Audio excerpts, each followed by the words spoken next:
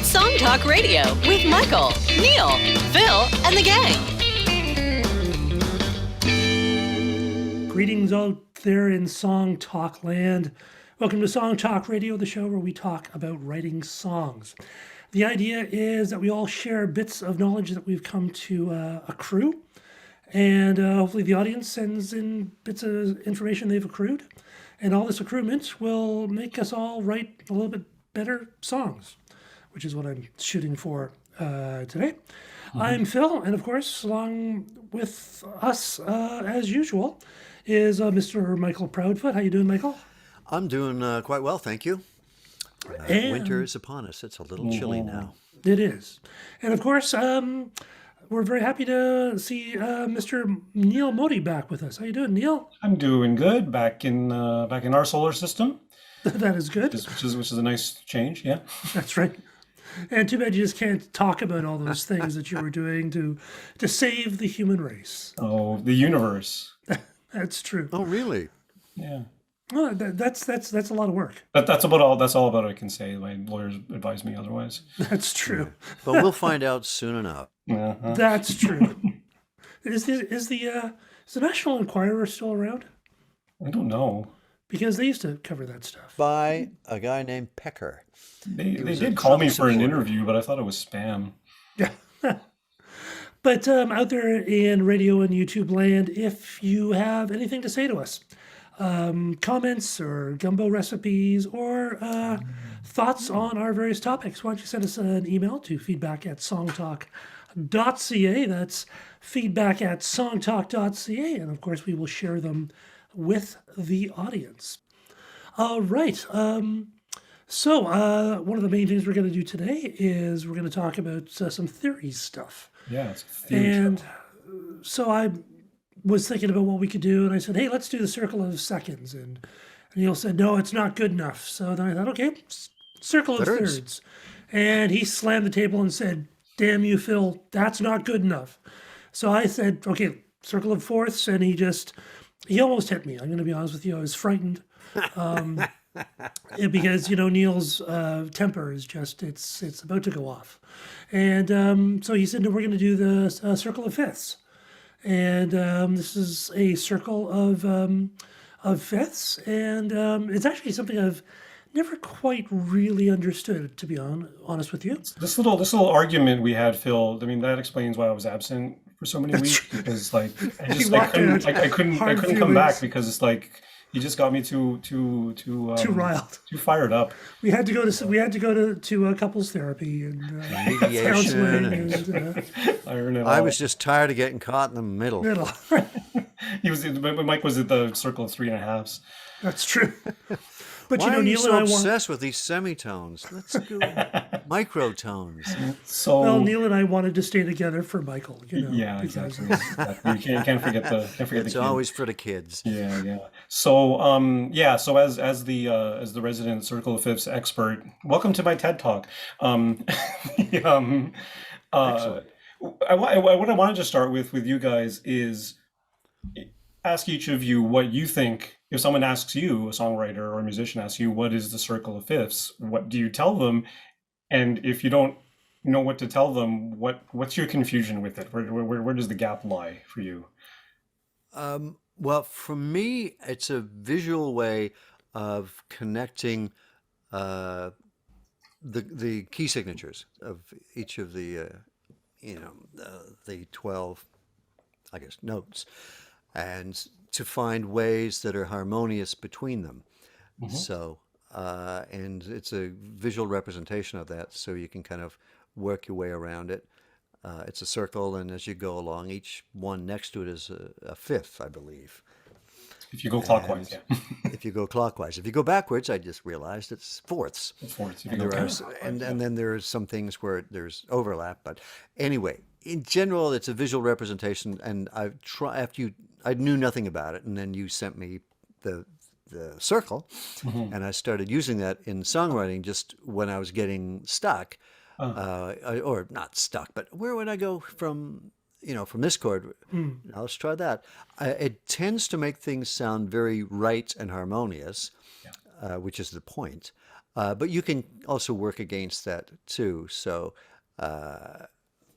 because after a while I go, "Oh, this sounds too good. I have to throw in something wrong just to make it sound like one of my songs." Yeah, it's always that. But Okay. I found it to be kind of a songwriter's aid, Yeah. helpful in that way. I don't know what it is. That what its purpose is? Let's ask Phil what his impression is. I'm glad to hear, Mike, that you actually started using it, and Oh generally yeah. yes. I mean, for most of what you said, yes. But Phil, what's your struggle with it? Well, I certainly understand things that are a fifth and a fourth away, Mhm. and going between key changes and so on. But I must admit, I've never really understood how to use this circle tool Mhm. for songwriting. So I just never used it because I just never, yeah, so I have no idea. But I brought my guitar. Right. So Okay. Yep. And of course, I have my piano handy, so we can explain some things with both instruments. Yeah. I brought Yes. my tambourine, Yeah. so I mean it's circular, so I hope that'll work. It's a circle. It's got 5 rings on it. Um, Yeah, so more. where I actually want to start with this is to backtrack away from the circle of fifths just for a moment and explain for our listeners and maybe even for you guys, like why are fifths so bloody important? Like why is it a circle of fifths and why are fifths so fundamental to music? And the Okay. quickie explanation really is that if you think back to your high school science classes, you know that a frequency, if you double it, you get the octave of that frequency, right? So What do you mean double it? if Like you double mathematically? So if it's a mathematically, 120, so if you made it to 240, that's an octave? yeah. So if you had a tone at 240 hertz and you double it to 480 hertz, then those two tones are an octave apart. All right. And what musical systems basically do is take that octave and divide it. In Western culture, we've divided into 12 equal segments. But the first division of that octave is instead of a double of the frequency, it's a 1.5 ratio. So it's One instead and of a multiplying half? the frequency by 2, you multiply the frequency by 1.5. So it's sort of the 2/3 frequency, right? That's one and a half? Yeah. So, One and a half, 1.1.5, yeah, 1.5 of the frequency, and that cultures wide all over the world, pretty much everyone agrees on the octave, and pretty much everyone agrees on that second, the first sort of fundamental, which is that kind of halfway point. And that's pretty much what we define as the fifth. And the reason that it sounds so harmonious, I mean, the octave obviously sounds the most harmonious. The fifth, because it has that kind of, if you look at the waveforms, every time the fundamental has a waveform, there's two of the or rather one and a half of the other waveform that's going through it, so they intersect in really mathematically pure ways. It's kind now of I got a question. yeah.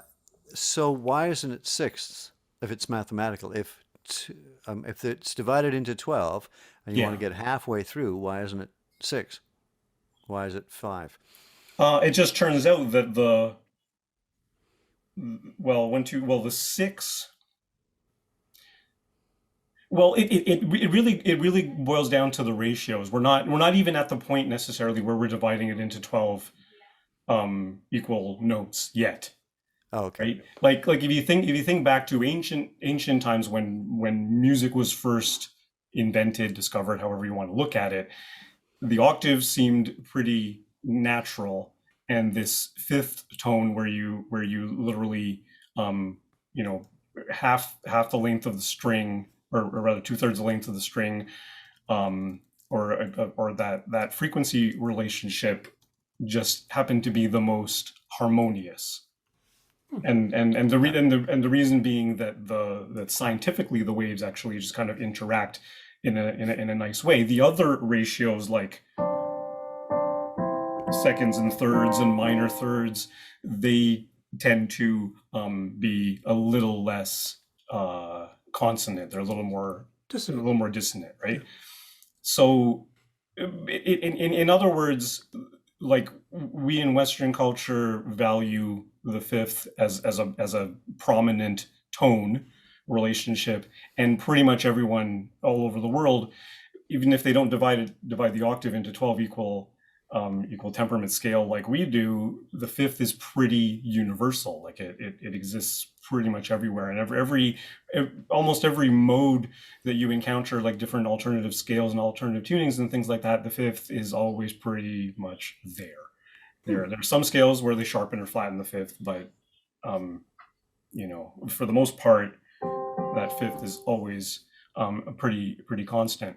So when you look at the circle of fifths, when you go around the circle, the other thing to realize is, why is it a circle?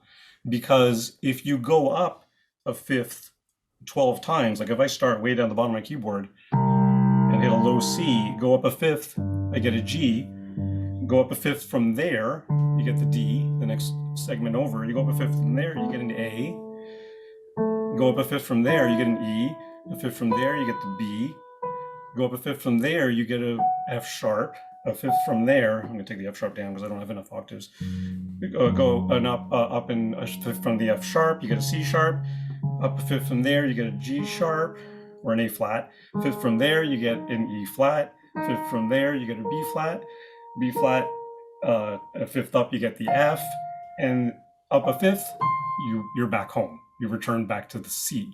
So it is a circle in the sense that it keeps on turning. You mean if you had unlimited octaves, you literally could just go up a fifth, and every 12 steps you would return to the C. So the way I see the circle of fifths is, it really, you're right, Michael, in that it is a visual aid.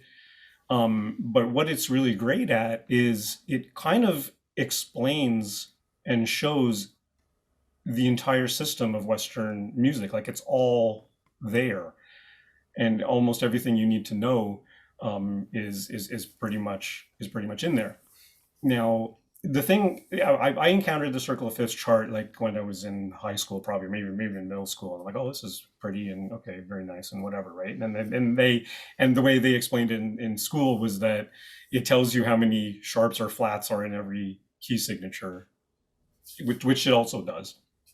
But a few years ago, I encountered an article where a blogger was talking about Beatles songs in particular, and how they kind of borrowed chords from other key signatures and kind of expanded, the musical palette away from your standard kind of 1-4-5 sort of thing. And of course, the Beatles not the only ones that did this. That harkens back to classical music or even earlier. But as far as pop music is concerned, that's a good place to look. So, if you look at the circle of fifths, if you start at the 12 o'clock position, the C is usually put at the 12 o'clock position. If you look at all the pi segments that are touching C, on one side you get the G, on the other side you get the F, and then inside the pi you get D minor, A minor, E minor. If you look at those six segments and consider that instead of them being notes, that they're actually chords, so C major, F major, G major, D minor, A minor, and E minor.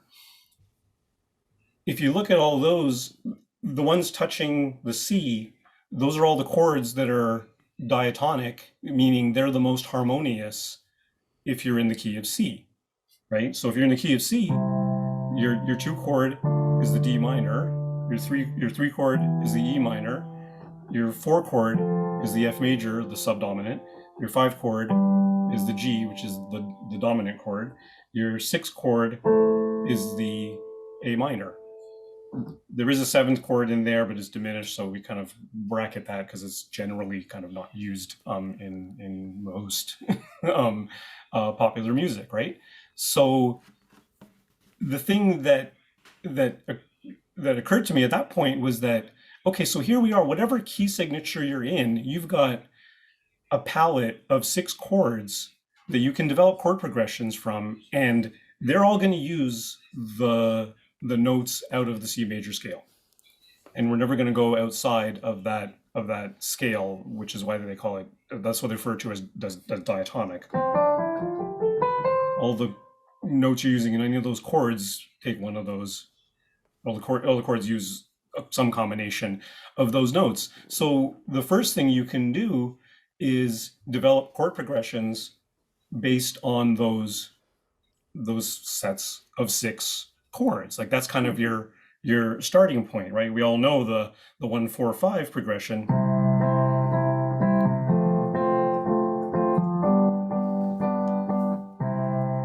Right? So that's just the C, the F, and the G, and that's pretty standard, right? And then a lot of songs, there's that great Axis of Awesome video where they go through the 4-chord the 4-chord songs, and how many popular songs have the 4-chord thing. So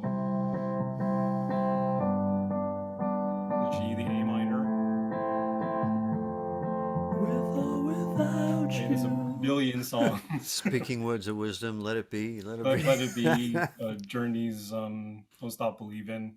Yeah. And a whole litany of other ones, right? Okay. Right. So and those are all touching. Now, most people kind of stick with that. That's your sort of 4 chords and the truth, Nashville.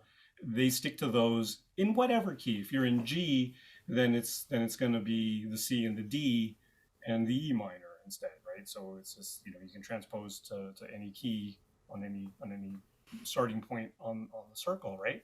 So, but a lot of people don't use the D minor and the E minor, right? So you can even develop chord patterns that start using some of those, and you get some other interesting flavors. Like if we do a C, D minor, A minor,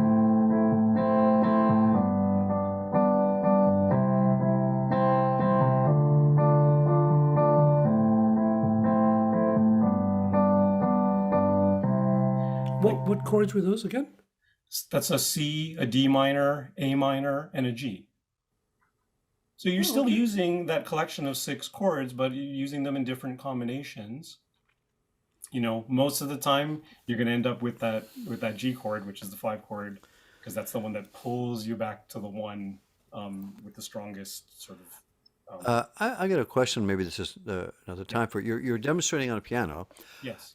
If you're playing on guitar, can you just bar so you can play simply as C's and G's and F's and D minors and A minors and E minors. If you bar it, does it just stay the same, or once you if you bar it and end up, making a C then become, a D. Actually, it's not on the outside. But if you're starting with an A and then so do the forms stay the same? The chords stay on the a guitar? same. The chord forms stay the same if you do to this? Well, no, because guitar has different. You're hitting different notes. Like here, I'm hitting a triad that's pretty tightly combined on piano. On guitar, the notes tend to be spread apart, but the harmony is still the same, whether you bar it or whether there's an open chord. Right? Yeah. A D minor is a D minor, no matter if you play it on that, if you play it on strings, if you play it on 3 trumpets. If on the guitar, there's lots of different ways you can play a D minor. Yes. You can do the.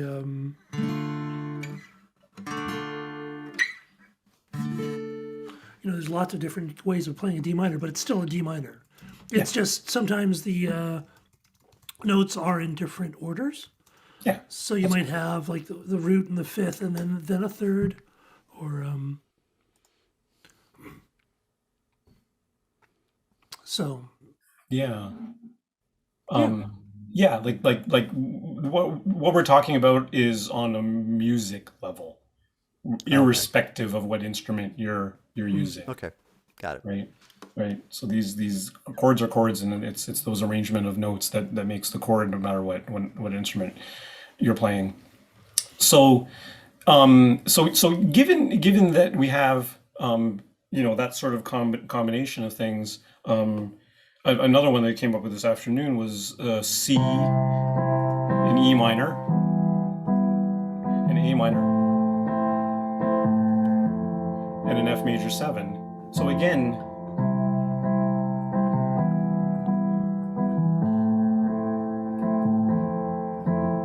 like that's a little bit more, it's a little bit moodier as a chord progression. It's a little bit darker. It's got more of a minor feel to it. So it's really about selecting those kind of colors and those kind of shadings that give you the kind of emotion and the kind of feeling you want to the song. If you don't default to a 1-4-5, then what are your alternatives, basically, if you want to put those the sorts of colors on them. Okay. So now the next part is where things get interesting, because like I was saying, you have that C major, you have those 6 chords that touch the C major. What if you incorporate a chord that goes 1 pi segment further out, either side, right? Can't do that. You can do this. You can't. It's blasphemous, but you can do it. We're in the double territory here, right? And the nice thing about the circle of fifths is the further out you go, the more dissonant it will become, right? So if you just go out 1 pi segment, go to a B flat, or a G minor, or on the sharp side, you go to a D or a B minor, then you open up your palette again to some other chord choices. So for example, I've got a C major, A minor, B flat, and an F. So I'm kind of skipping out to the B flat on the 3rd chord.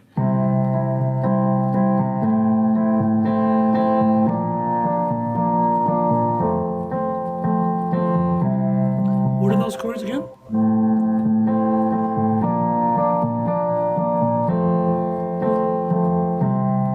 So that's a C major, A minor, B flat major, and F major. C, A minor, B B flat, flat, and F. B flat minor? Nope, B flat major.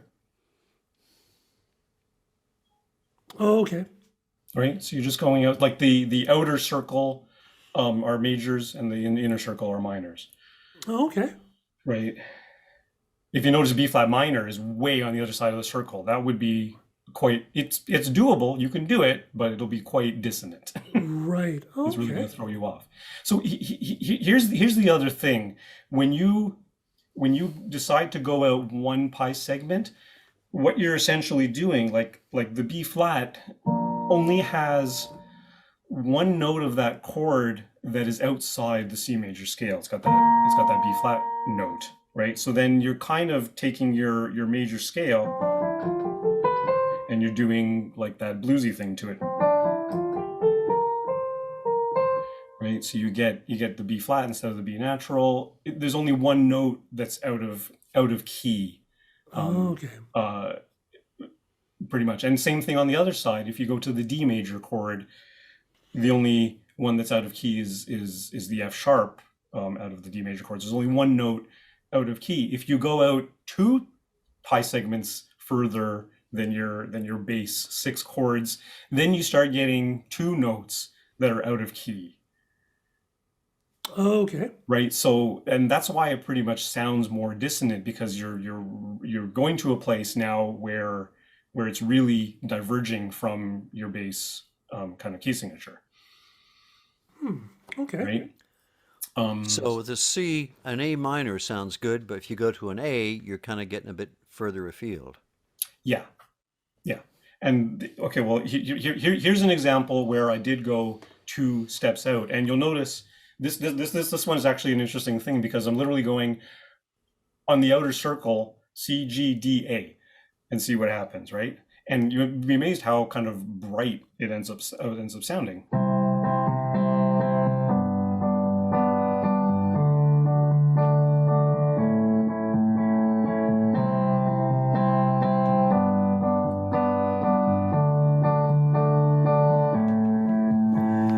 what notes are you playing there? So that's a C major chord, a G major chord, a D major chord, and an A major chord. Now, then are you not just playing it in G, where you have the C and the D on either side, and you're only going outside to the A? Like, what would make that the C being the dominant?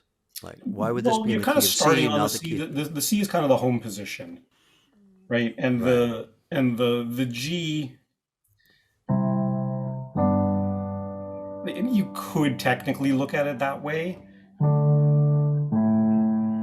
but as soon as you hit that A, you kind of want to settle back to the C. That's the way I'm kind of hearing it.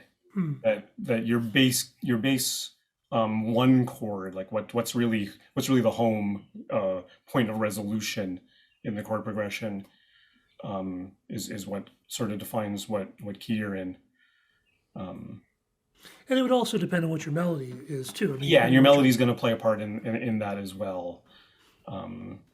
So yeah, I mean, when I looked at Hard Day's Night, actually there was I thought it was in C, but then someone pointed out to me that it was actually in G, and it was kind of a little bit weird, but I eventually agreed that it was at G, just the way the melody resolved and the chords resolved. Right. Felt more like G was the home bass than C, even though it kind of um, it kind of theoretically seemed to go either way because it was using an F chord. So Yeah, I think very often, like most songs tend to start off on the one chord. Not yeah, always, not always. No. but very often a lot of North American songs will start off on the one chord.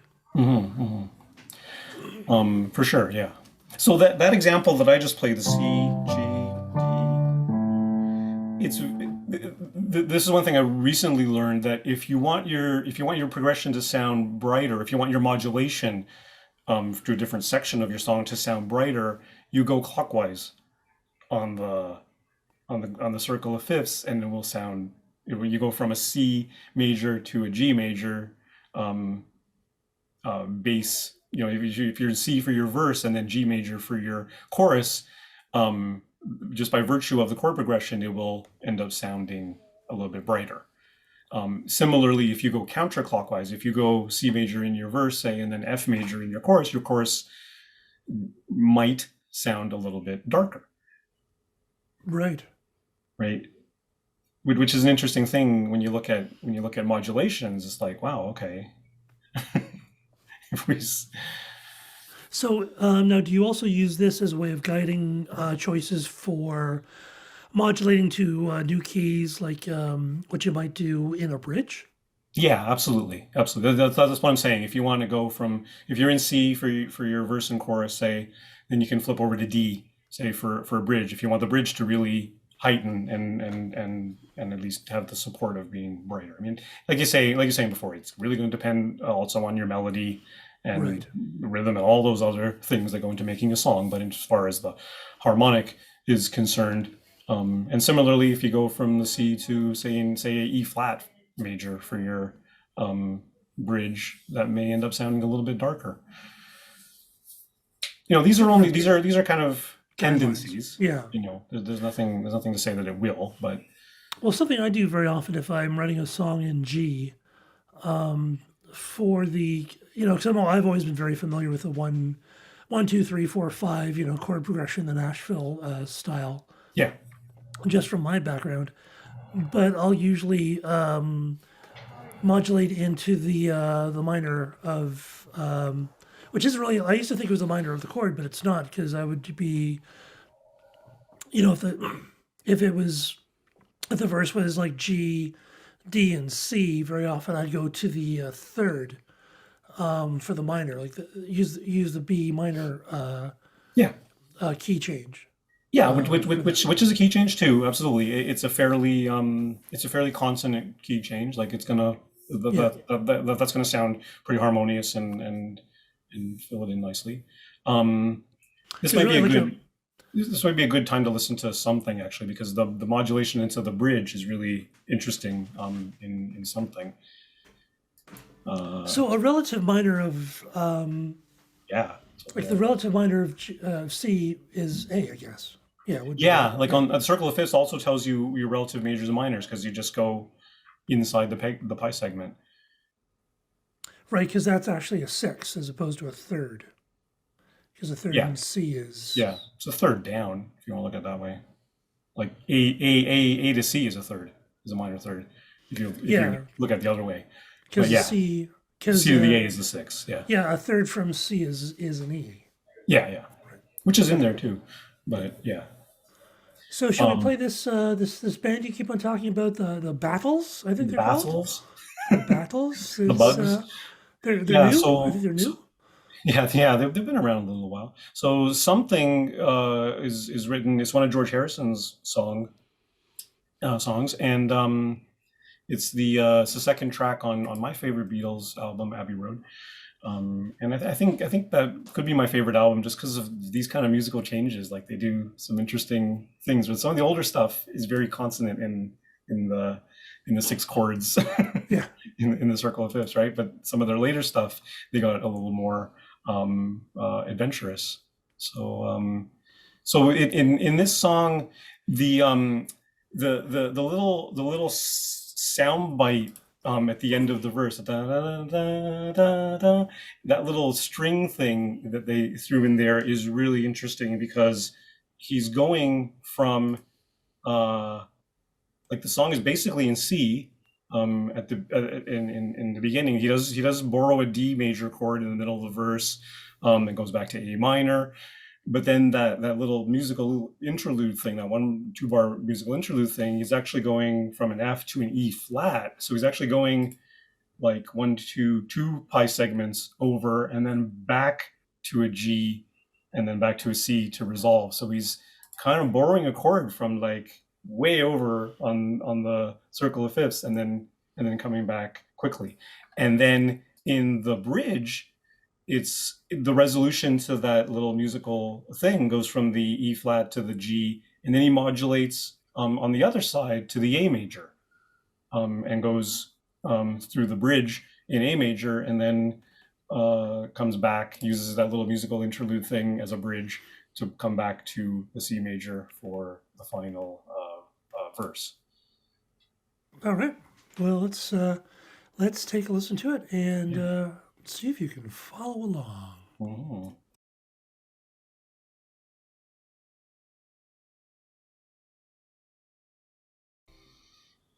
Neat. Okay, that was Something by the Beatles, written by George Harrison, one and only.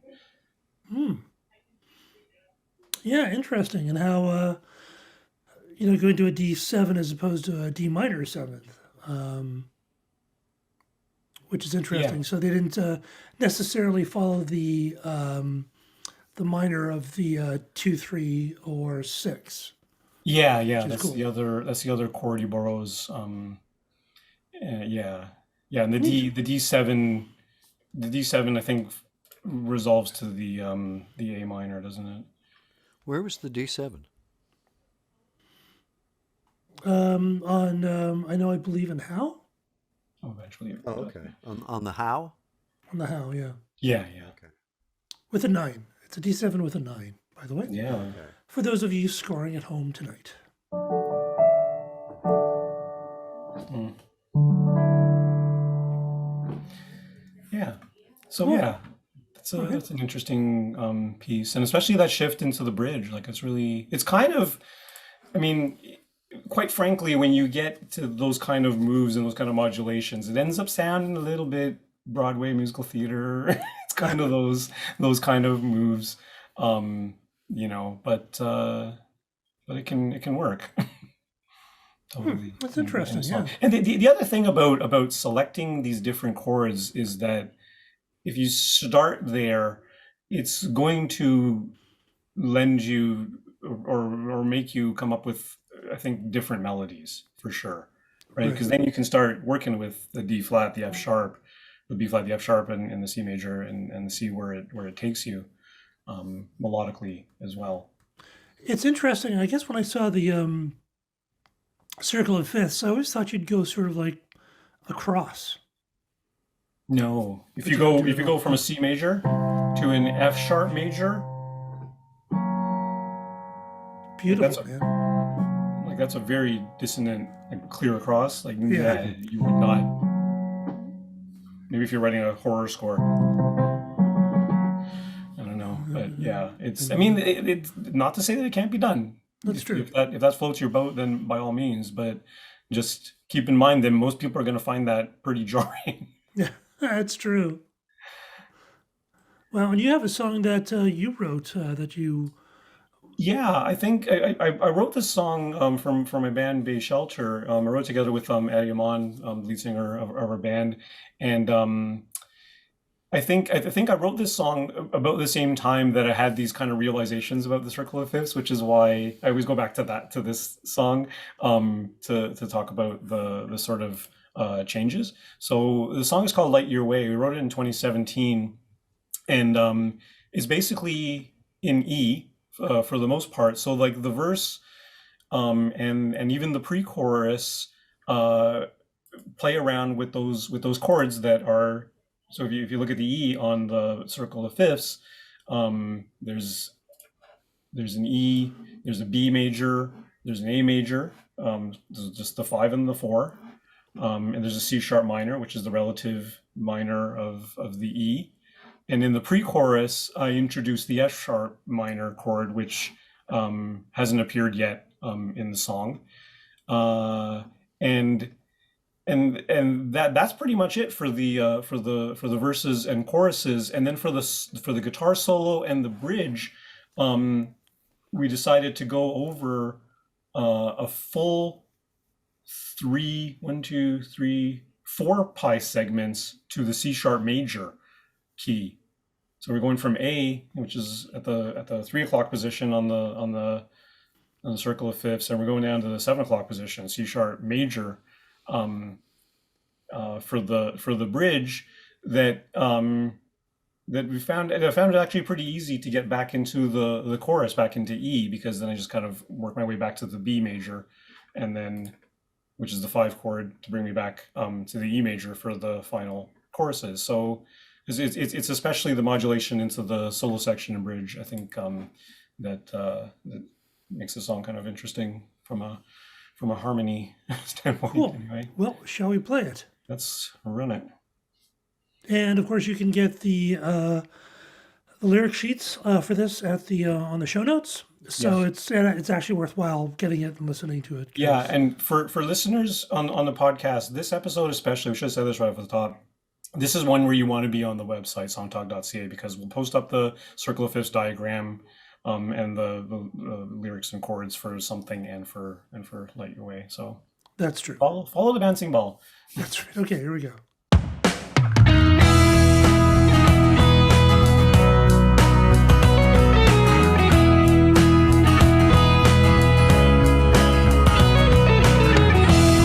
We haven't talked in quite some time. Can't you say what's on your mind today? I can tell that something's wrong. You got friends who'll help along your way.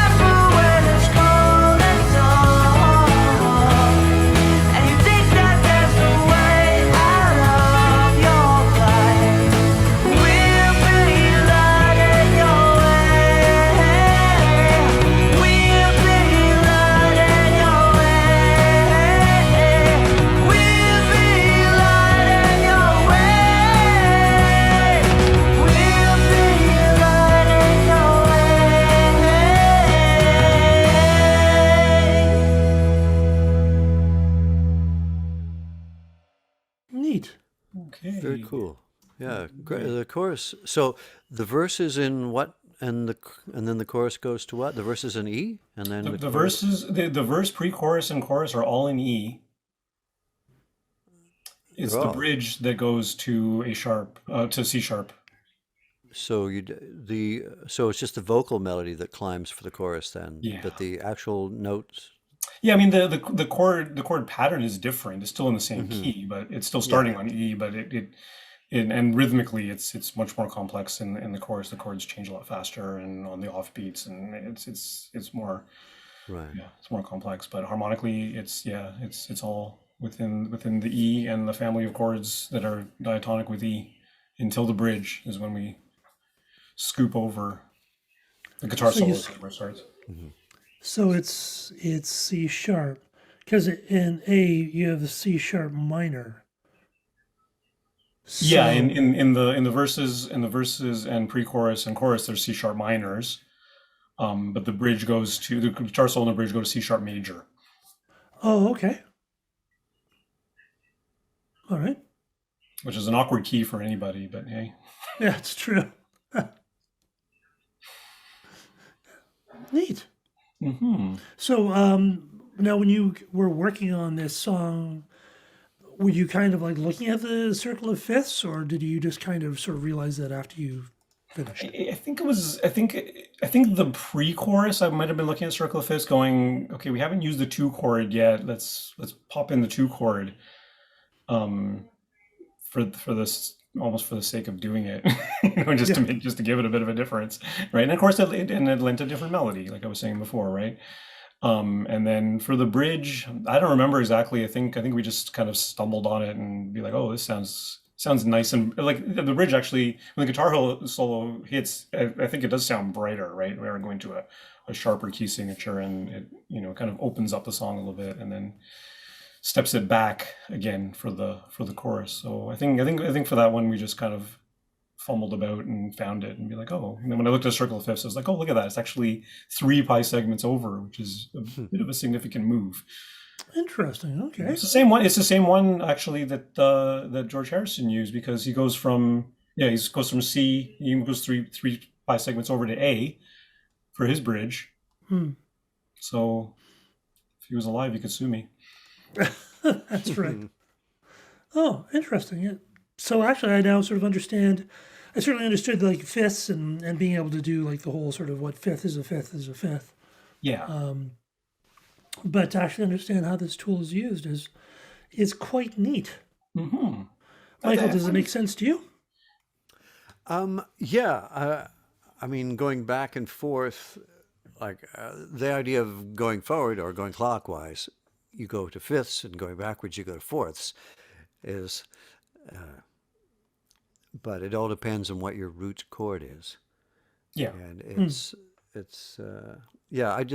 I mean, even without totally getting all the ins and outs, and like the C's have no flats or sharps in the key signature, and all that sort of stuff, not knowing really the deeper meaning of it all, it's still incredibly helpful when you're writing a song and you've got a couple of chords and you go, okay, where do I go? I want it to sound, surprising but inevitable. I want it to make Mhm. sense.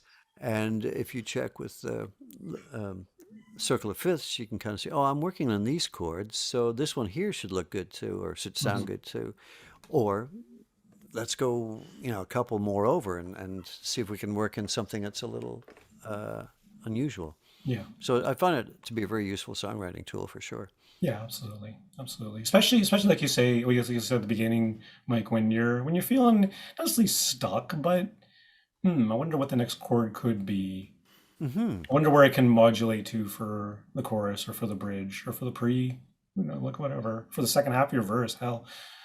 It's so easy Yeah. as a songwriter to get stuck in doing the same kinds of things. Mhm. So this is a good way of, if you're feeling a bit like, oh well, it sounds like everything else I've done, this is a good way of just sort of seeing what other possibilities could be there, Yeah.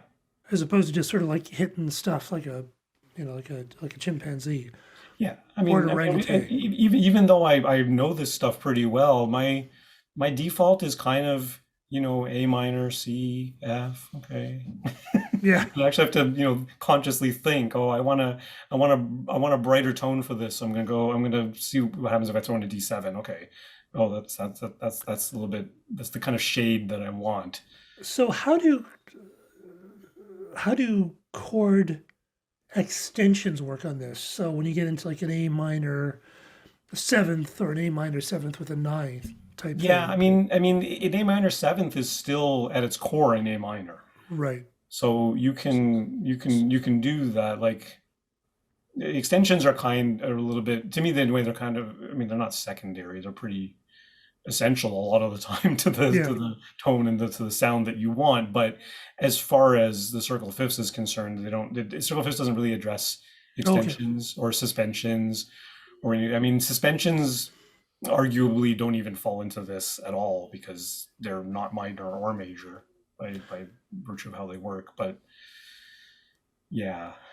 For those Sevenths. I people mean, out there, you could turn any of these into a seven. I mean, C7, F7, G7 is a chord progression too, that's true. right? So for anyone who gets kind of freaked out about when you hear about nines and 13s, because I knew how to play them on the guitar, but I would actually get confused. It's really simple. Just think of a scale, like your C scale, and do it for like 2 octaves.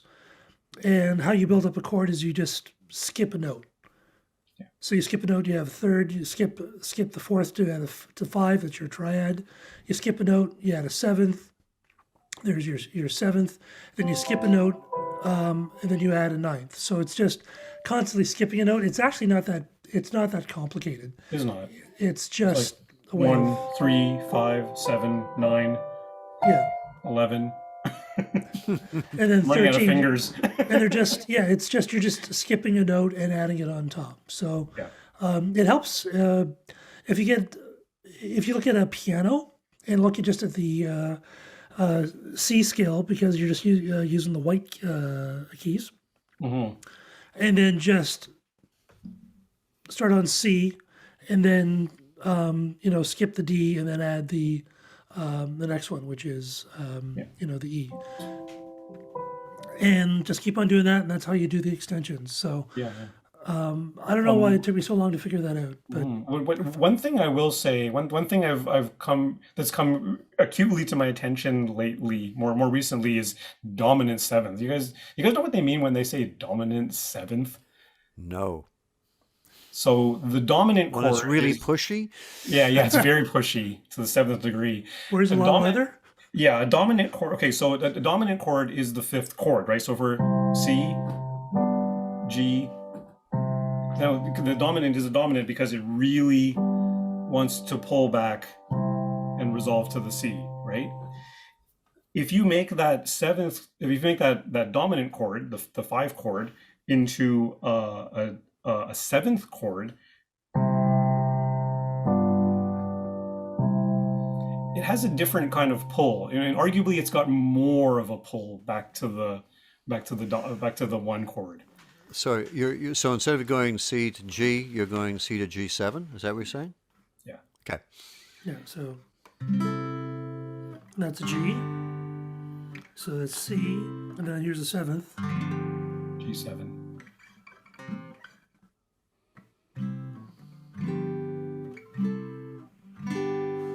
So it's the